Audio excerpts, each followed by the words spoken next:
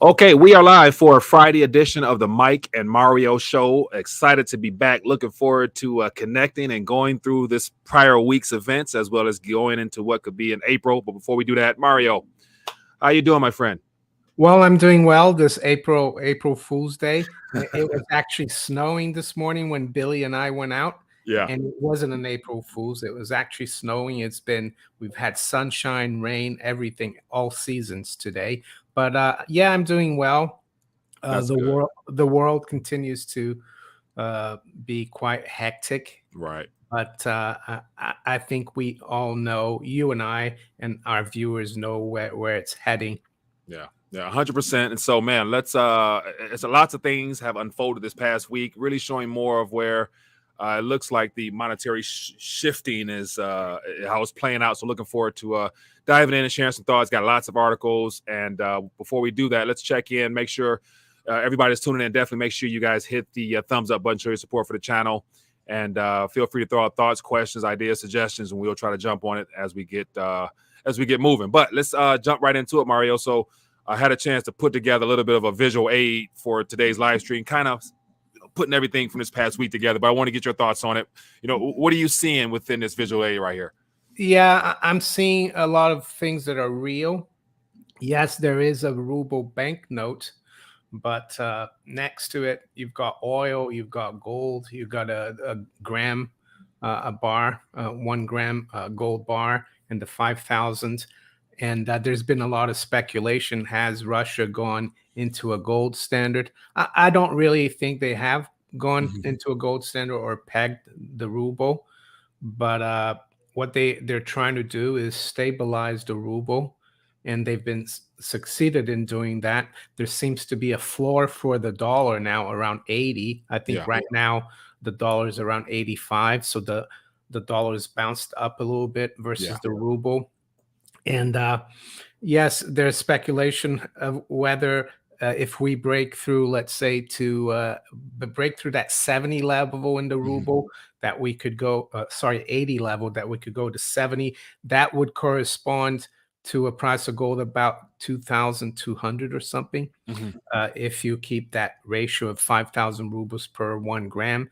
Yeah. So yeah, a lot of speculation about that. Even I have speculated about that and tweeted about that. But it's not just gold. It's all the other current commodities. Excuse me. Yeah. Wheat, natural gas. As of today, Russia will not sell natural gas to Europe except in rubles. Yeah. I think they're still selling some of their gas in euros or dollars because they might have some long-term contracts. But contracts starting from today is only in rubles. Yeah. And of course, Europe is for some reason saying they can't do that. Why? Why can't they use the foreign exchange market to Right. buy rubles? Well, it's because they're trying to really shut out the Russian economy. Yeah. But ultimately, I think the West, for example, has a lot of debt and very little commodities. U.S. has commodities, but a lot of debt. Europe has a lot of debt, and we're highly leveraged. While Russia, on the other hand, has very little debt, is very wealthy resource-wise. So I think they got the upper hand. Maybe China, not as, they have a lot of debt, but they have a huge productive capacity as well.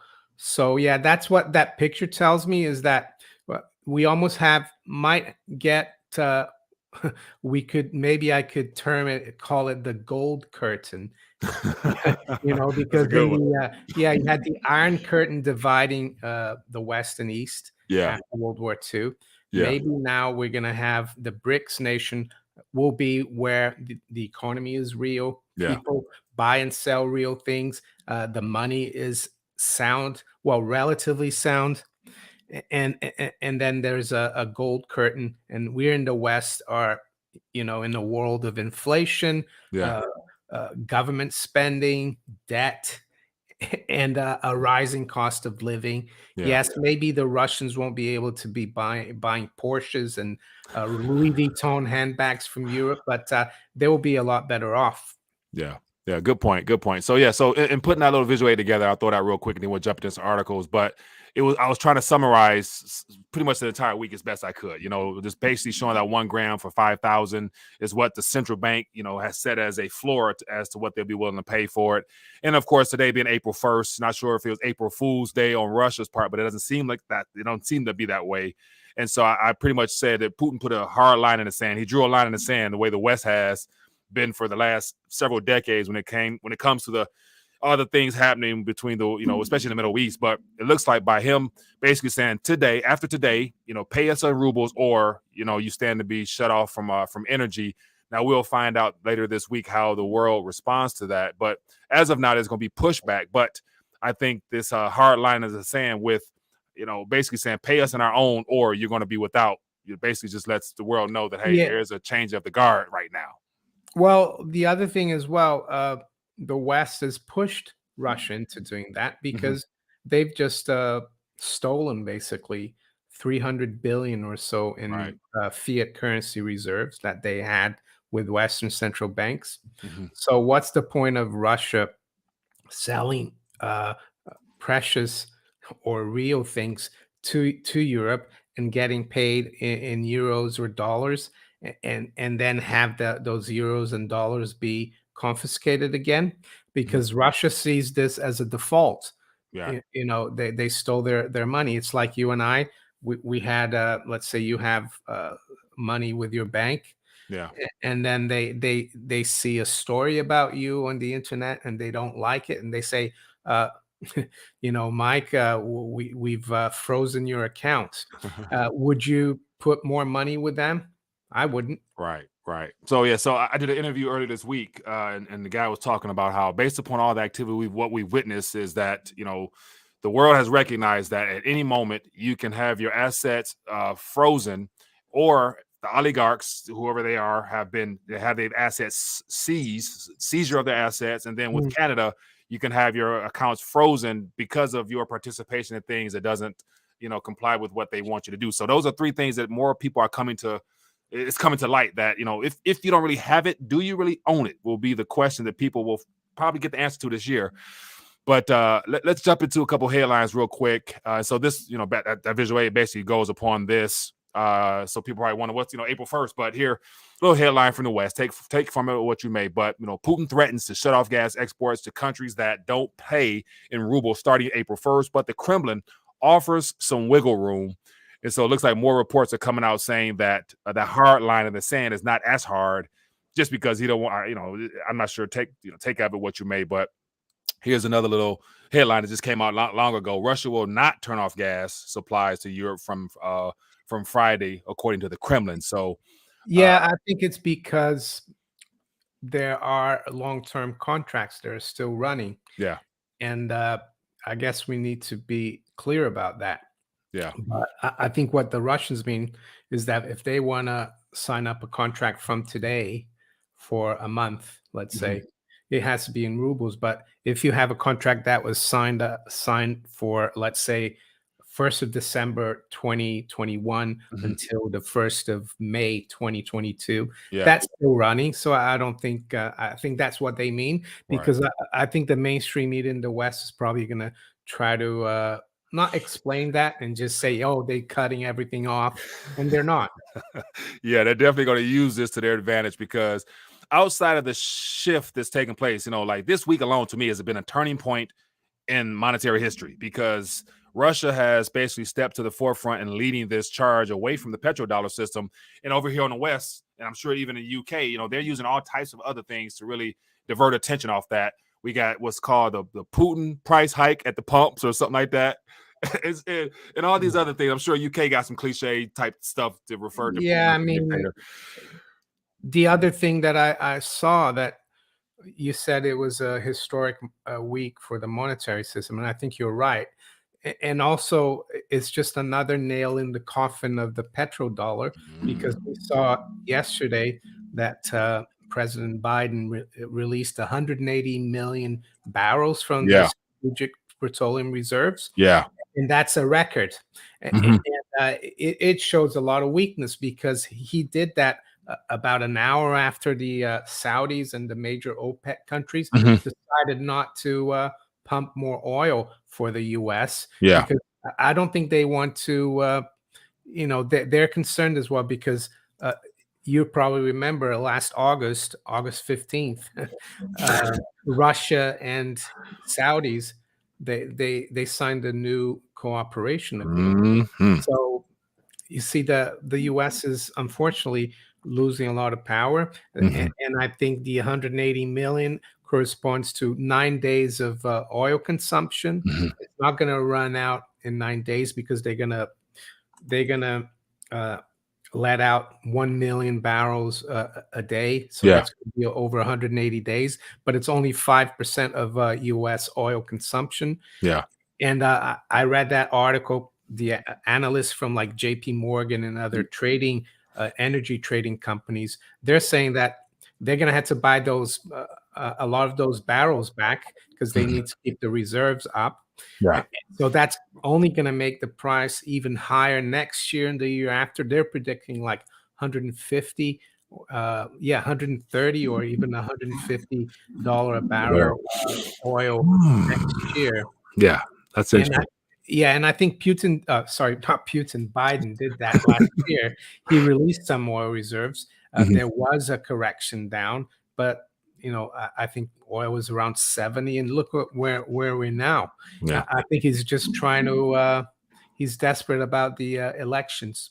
Yeah. Now, so as you're explaining that article there, one thing that came to my mind is that, okay, you're depleting our reserves now. And so, like my little rant last night, where I was talking about how it wouldn't surprise me that, depleting our reserves plays into that going green. Then at some point later, if there's a hiccup, they can say, we're suffering from energy. We need to now do the next step and a part of this whole destruction of civilization and in general. And of course, this whole, open up our reserves is a part of that equation, because if you deplete our country, then now we're in desperate times, even more so. Now it's that next step or whatever the great reset agenda really Yeah, is. So once again, I take everything with a little grain of salt, because it doesn't help us whatsoever, especially them having shut down the pipelines before and trying to close down all the prior oil infrastructures to go carbon neutral and all that crap. Come on now, the world runs on energy, and these guys are already ruining it. So okay. Anyway, so for those tuning in, definitely thoughts, ideas, suggestions. We'll keep it going. Lots of things to touch on. And so outside of what's kicked this week off with the Russian central bank getting in the gold game, buying, gold well under spot price, might I add. So I'm curious to get your thoughts on that. And then also to move further along, looks like, India has decided to participate in this shift by working directly with Russia. And I think that's, the attempt country by country, and they're all BRIC nations. And so the friendly nations will get the most love up front, and then the unfriendly nations have to pay the price, either rubles or possibly gold. So before we move forward, what are your thoughts on the initial quasi peg of that 5,000 rubles to 1 gram of gold that they're yeah. willing to buy? Why that? What are you thinking? Well, initially the price was around, in terms of dollars, was Yeah. 1550, because we always think of the price of gold in dollars. But I Right. think the fact that the Russian central bank is actually didn't even mention the dollar, just said 1 gram of gold is 5,000 rubles. I think that was a really good move, Yeah. and it's also led to a strengthening of the ruble as Yeah. well. And yes, I think it's a really clever move, as I said. Mhm. But it will be interesting to see the stronger the ruble gets, Yeah. because it's dropped from like a high. The dollar was like at 165. Now it's in the low 80s. So the stronger the ruble gets, the price, that peg 5,000 for 1 gram doesn't change, Yeah. but the dollar price changes.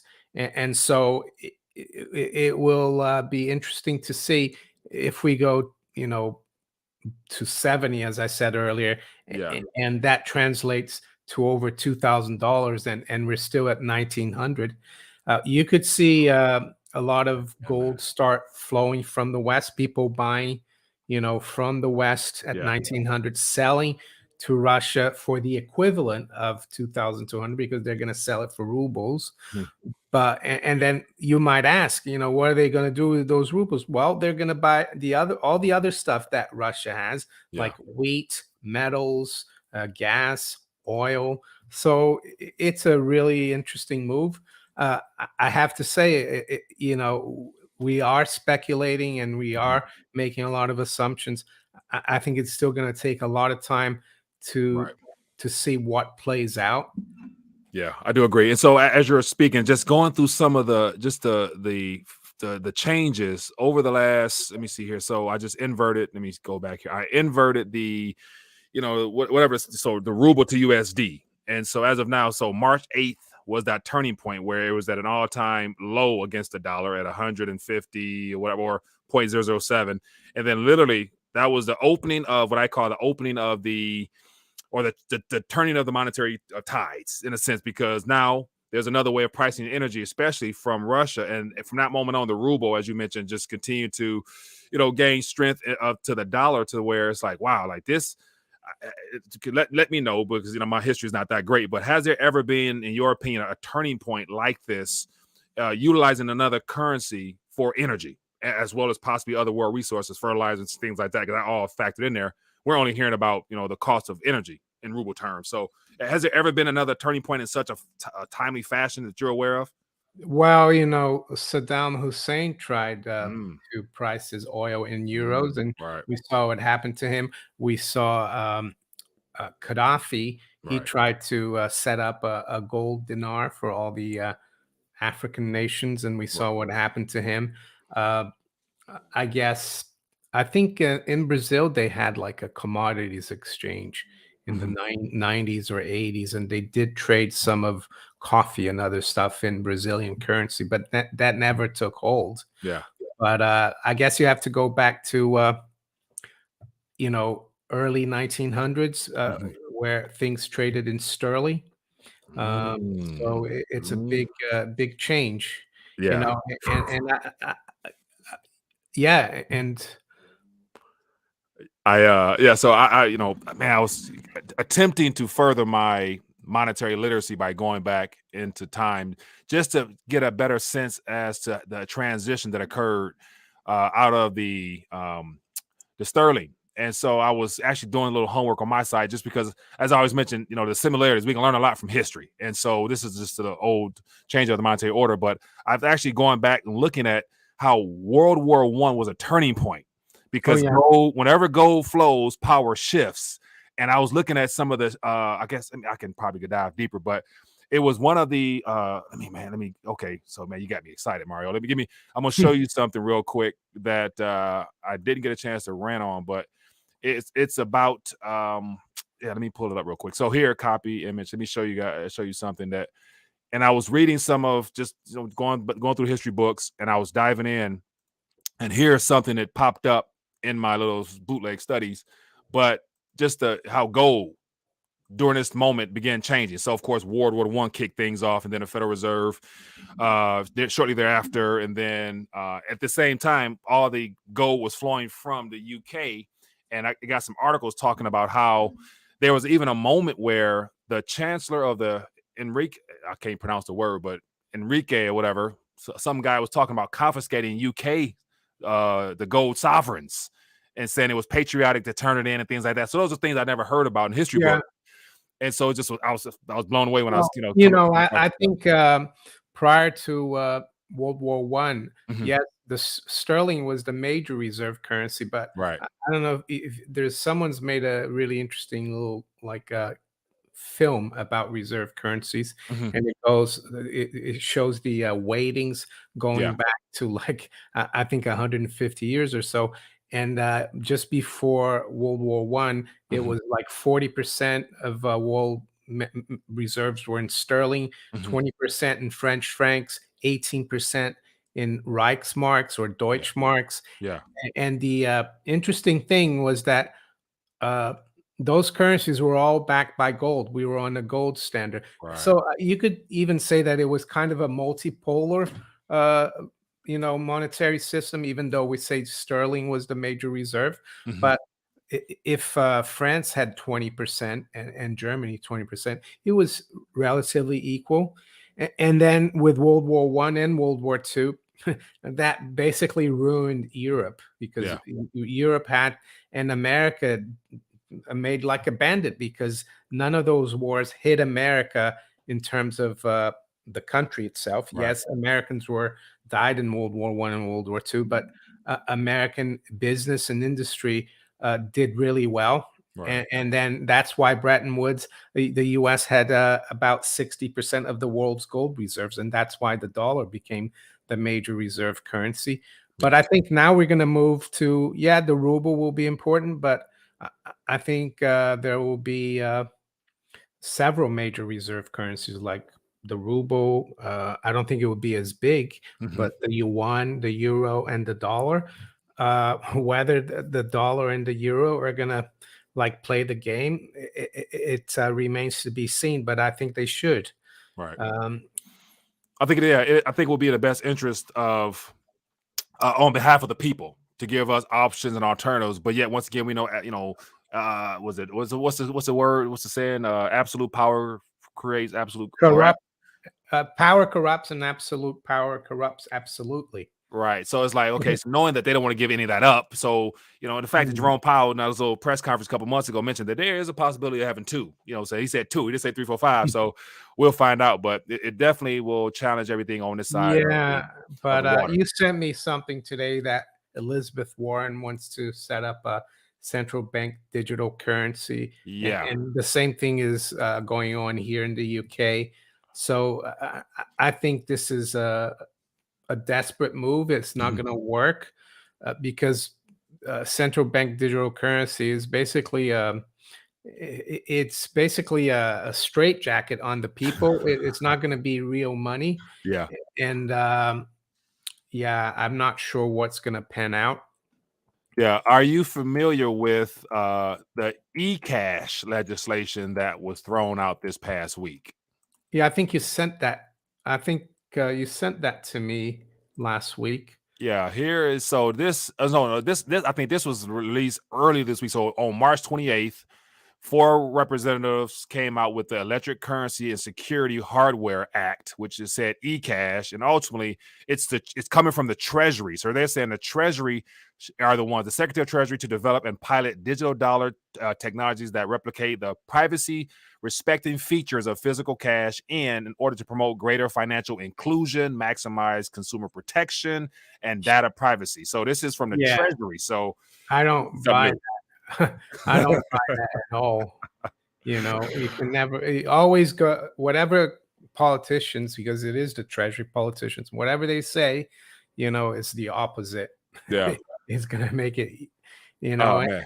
and I don't know what's gonna. I think the only solution or alternative we have, Hmm. yes, unfortunately, we might have to have an exposure to this central bank digital currency to pay for things. But if you're able, if you have some savings and money set aside, maybe take it out of the system and keep it out of the system. You Hmm. might have to like put it back into the system, but yeah, I think it's a really bad thing, this central bank digital currency. Right. I agree. And thumbing through this a little bit, I did a little rant earlier in the week, but when it came out, it caught my attention because when I was reading through this is the actual piece of legislation in its entirety explaining what's going on. And it says, what is eCash? And then the very first thing is legal tender. And so Hmm. as of right now, with the CBDC talk, Fed coin, whatever that version is called, it doesn't have that legal tender, status yet. So they need some legislative approval for that. But then if you have this conversation with the eCash or the Fed coin or whatever versions they want to, whoever issues it, I think it's all about getting that conversation started Yeah, on how to put it before Congress to go ahead and put something on the books in the form of a digital asset so that it'll be legal tender, whoever issues it. So I think this is more so about getting that talk yeah, started, whether it's now, this year, next year, whatever. But, it's what they want to do because, they want to definitely have this out, I think, before, the Russia officially pulls the plug yeah, and the world runs officially from the dollar. So yeah, that was just my 2 cents. I mean, the only money or currency that needs to have legal tender behind it is like not real money. It's fiat money, fiat Right. currency.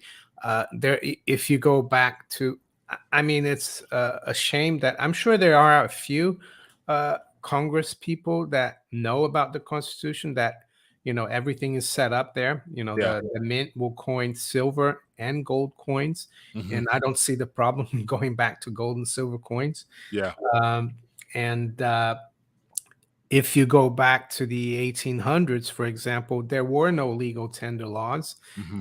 And I think people were using Spanish dollars up until the Civil War. So it didn't matter where the coin was from, as long Right. as gold and silver.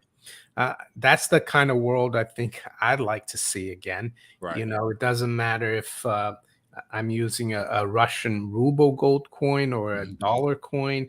You could, it makes things much easier, but that would mean central bankers and politicians would lose control. Right. And it's all about control, unfortunately. Right. 100%. And then just to add a little bit more to that, here is 31 U.S. Code subsection 5013 talking about legal tender status.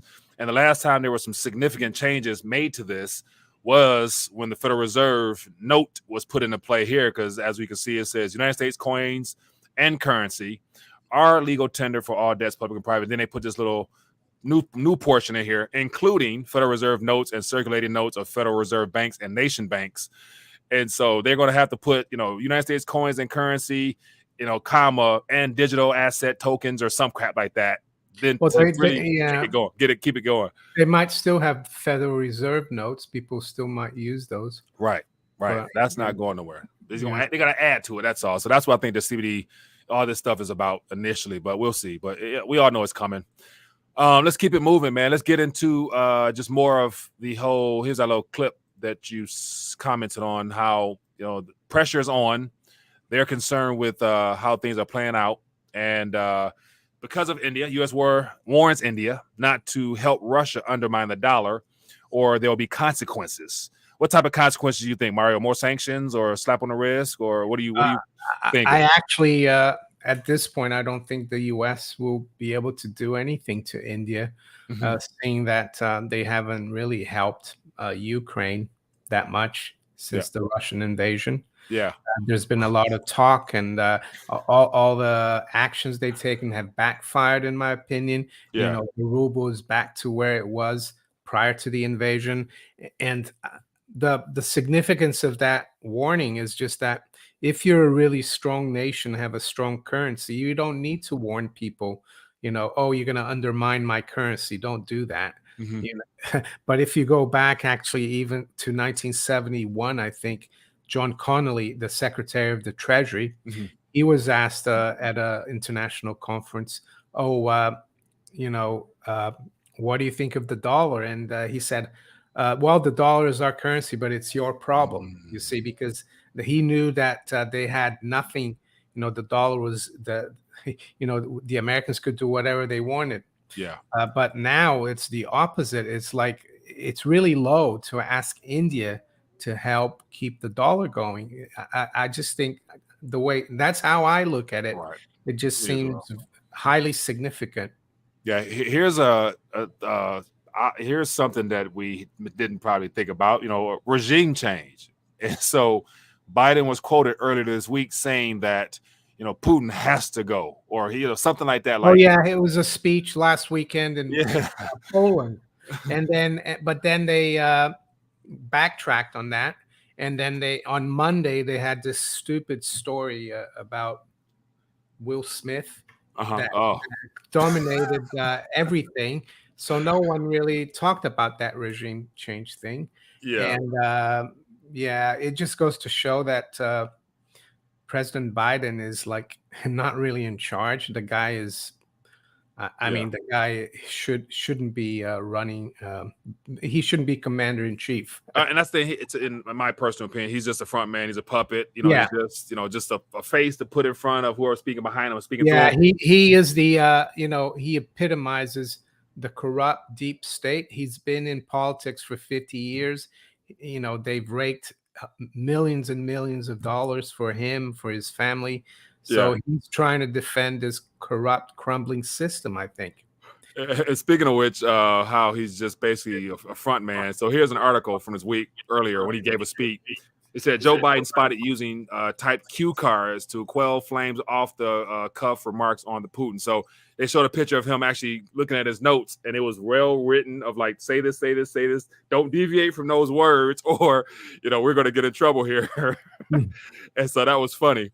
But yet, desperate times calls for desperate measures, and what better way to continue the lining the pockets of the Western oligarchs and special interest groups other than sending freshly printed units or digital versions of it to Ukraine. So U.S. is to send another 500 million. They just sent 1 point something billion, I think it was last week, 2 weeks ago, but they're sending another 500 million. Ukraine better spend that quickly, because it won't be that, pretty soon that 500 million won't buy a coffee.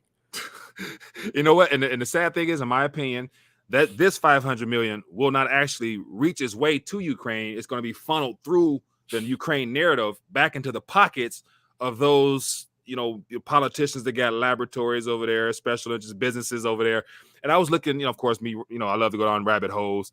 And I was looking at some of the connections, not beyond just the politicians' children having special interests over there, but a lot of the spouses of the current politicians we have now have businesses that do business through Ukraine, like logistics companies, things that, shipping, all types of stuff that has nothing to do with energy or anything like that. But they have, bases and stuff in Ukraine. I'm like, I'd imagine some of that 500 is going to filter through those because they're suffering losses. So they're basically trying to, recoup some of those losses with taxpayer funds. So, yeah, here we have this foreign aid thing as well. And I don't know, they send like 1 or 2% of GDP to, yeah, and there's always outrage when when they try to cut that back, that foreign aid, yeah, and keep the money in the country.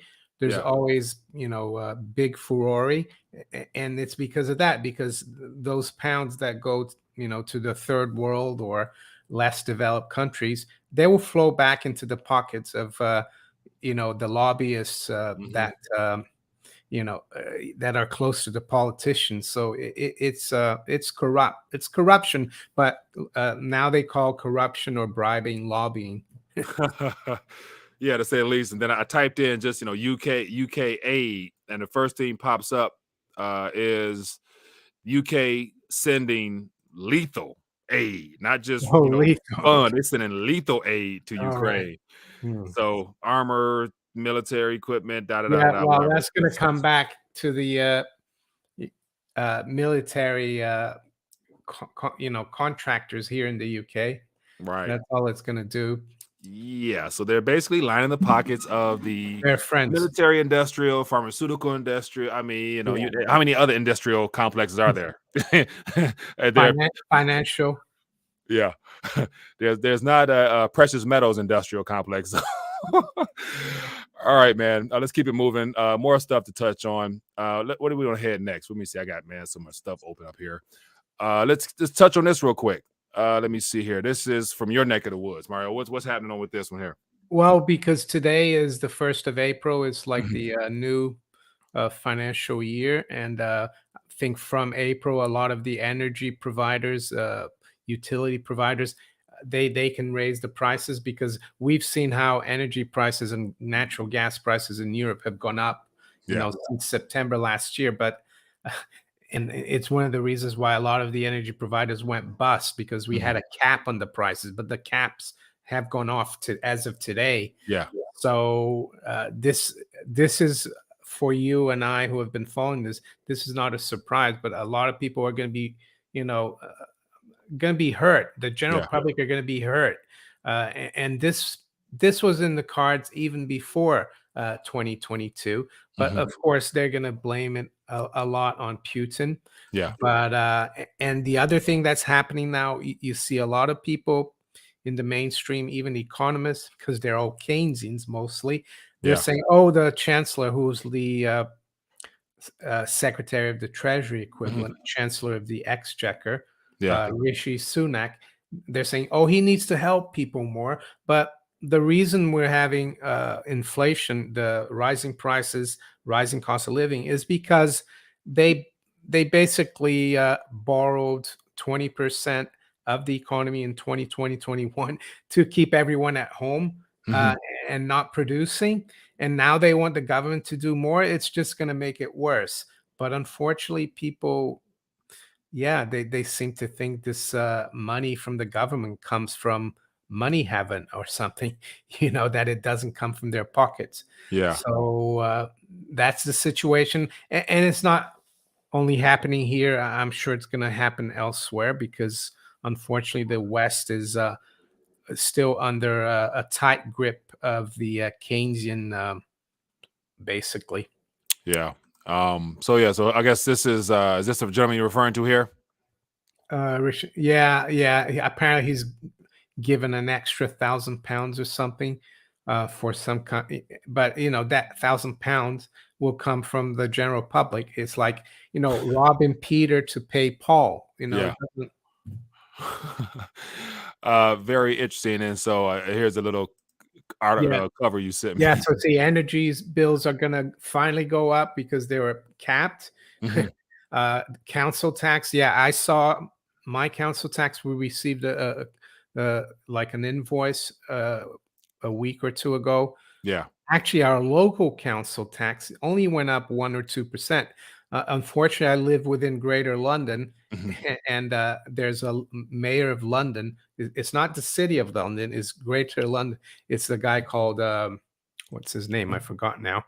Khan, Sadiq Khan. Mhm. And last year, the taxes just for London, and I have to pay that as well, went up 9.9, and this year they're going 8.9. So if it wasn't for Sadiq Khan, who's bankrupted, transport for London and all these, actually our council taxes wouldn't be that bad. Mhm. But unfortunately, a lot of people on lower incomes, the general public, they're Yeah. going to suffer. And I think it's going to get worse. I don't think we've seen yet the impact of the consequences of what's happened after the invasion of the Ukraine on food prices and everything, things like that. Yeah. Interesting. So let's get into some questions and any thoughts or whatnot you guys want to share. So feel Yeah. free to throw out some highlights or thoughts or whatever. Highlight everything in dollar sort of stand out. We'll try to jump on it.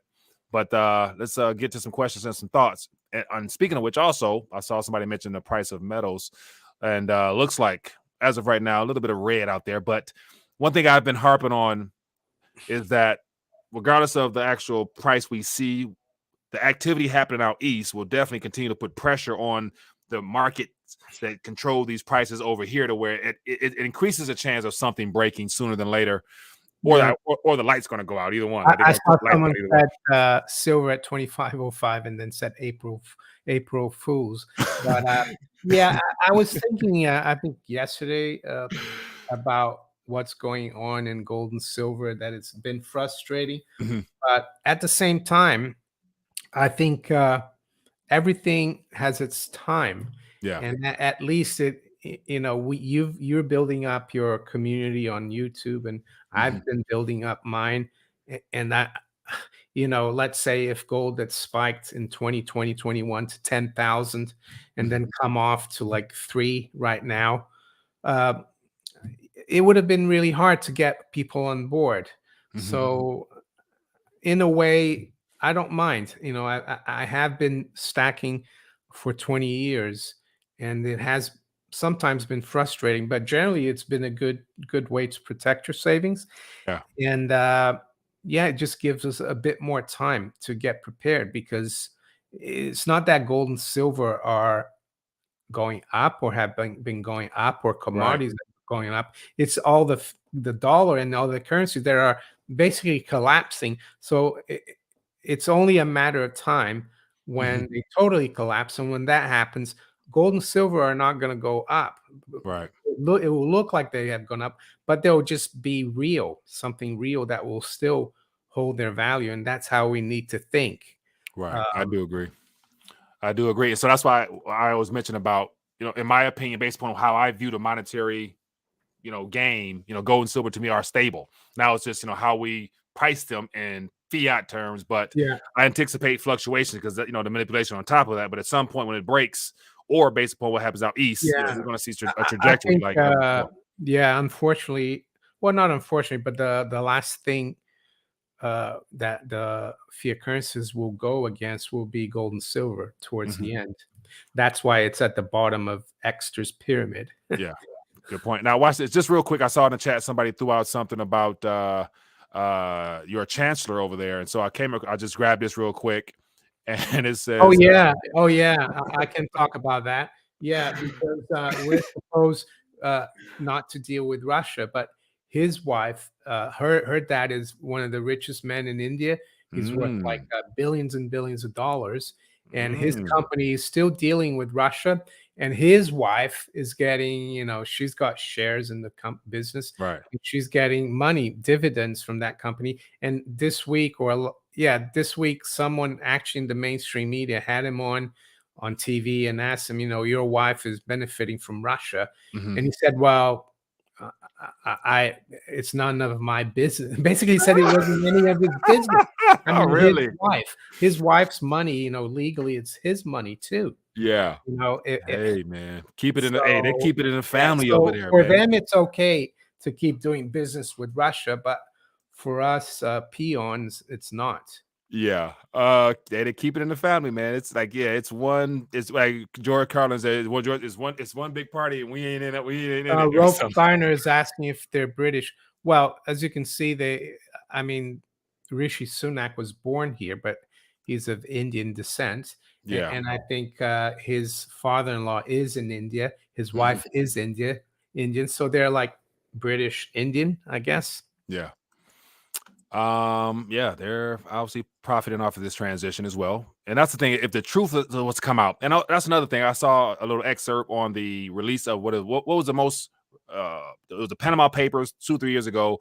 What was the name of the recent, tranche of papers thrown out there exposing Yeah. people's finances? Is it Paradise? I don't know. I forgot. If you might know, let us know real quick. But point Yeah. was, it was listing a lot of, it had more Russian oligarchs that were, smuggling funds, that had funds everywhere, and they're trying to use that as saying that, this shines more light on the corruption in Russia. Yeah. That we have to bring that to the light. The Conservative Party, who've been in power here since 2010, Paradise Papers. a lot of their donors are big Russian business people. Yeah. But they're not going to talk much about that. Yeah. So yeah, feel free to throw out some more questions, ideas, thoughts. We'll definitely try to talk on it a little bit more. Let me see what else is out there. I guess Pandora, Ukraine papers. Pandora's box. Yeah. What else you got? India is part of the BRICS. Okay, so it was out there. India is part of the BRICS banking system. The debt owners are fighting over the debt slaves. Yeah. Okay. Now, so here is something also that I put out there. With recent activity, we have Russia and China. China, their interoperable banks situation, their card payments is operational. It's been that way for a while. Now, India is looking to join forces and do direct transactions with Russia. Which country do you think is going to be next? And so, will it be South Africa or out of just the BRICS? Well, you told me, you showed me an article before we came on that Brazil, yeah, having a lot of dollar reserves for yuan. Yeah. So yeah, I mean, even the UK could eventually. I think people have to get on board. So do you think there's a possibility that one of the G7 plus, which happens to be the ones in the unfriendly category, one of them would jump ship first and join in? I think so, because there's a lot of Chinese banks still in the city of London. Yeah. And I think the city of London's been working with the Chinese to trade Chinese government bonds. Yeah. And I think the British are always, they will, do whatever benefits them. Yeah. And they'll deal with anyone. Right now, it seems like, they're like when Sleepy Joe bites the dust, I think they'll jump ship. Yeah, let me share with you, if you know, about a visual aid I put together earlier in the week, showing some of the transitions. And I just mentioned Russia reopens the gold window by bringing gold, the topic of gold, to the forefront again. And so at the very bottom, I put, unfriendly countries to the left with some red, lines showing that, those are the nations that are expected to pay directly in rubles. And then the countries that are labeled friendly, they're the ones that got more options. They can pay in rubles. And of course, China and Turkey can do currency swaps. And then their energy guy mentioned, Bitcoin as well. And then we got the 1 gram, possibly for 1 barrel at some point. But it ultimately puts pressure on all the dollar denominated SWIFT, the Fed, the CME group, LBMA. I mean, you name it. The thing is, the friendly countries, a lot of them, they have real things to trade with Russia and China. The unfriendly countries, all we have really is a lot of debt. Debt, right. So it's like, they're exporting debt, and the West and the Eastern nations want real things. So ultimately, as I put to the far left, it's all about world resources, real world resources, and how and what they use to price it in, because obviously they're tired of accepting dollars. Yeah, and all this will mean, the dollar will still be around, but it will just be, Americans will have to start earning in order to consume, because for 50 years, America has been able to just print and buy things, and it looks like Russia, China, and a lot of the G7, a lot of the friendly countries, if we want to call them, they want to trade for real things. They've had enough. I think they also see that this debt system is on its last legs. And another point to highlight even more what you're talking about in the Western world, to probably even hone in a little bit more, the West or the US or whatever, we haven't really been buying anything. We've been financing it. And so everything in the Western nations, mortgages, credit cards, car notes. We haven't really paid it with real money. We never paid for it. And they've given us real things. Now they want proper payment.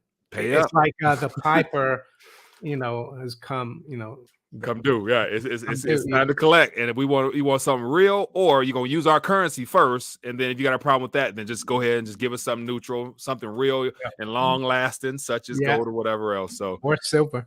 That too. So speaking of which, let's get ready to dial down. We're about that 47-minute mark, Mario. We can talk forever, I'm sure. We're in the first day of April. What are you foreseeing, Mario, for the rest of this month? What surprises around the corner that you think is possible? Tiger to win the Masters. Okay. Well, surprises. I don't. It's difficult to say. I mean, I think it's just gonna this ruble, get natural gas. This conflict between Russia and Europe and the U.S. is gonna escalate, and it's gonna continue probably for the next few months.